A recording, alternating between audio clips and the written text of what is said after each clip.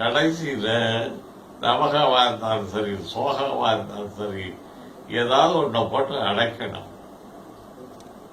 அடைச்சு அந்த மந்திர சக்தி ஒன்று அப்படியே திருப்பி விடணும்.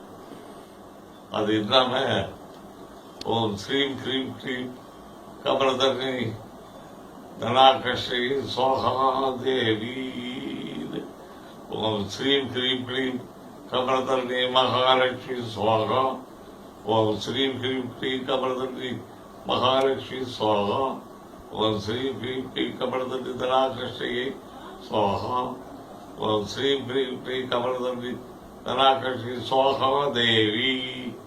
இந்த தேவிக்கு பொழுது சேர்க்கும் பொழுது அது பாசிட்டிவா மாறி உள்ள போகும்.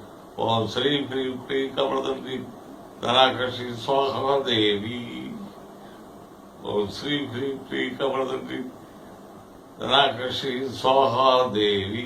புரியுதா? இப்படி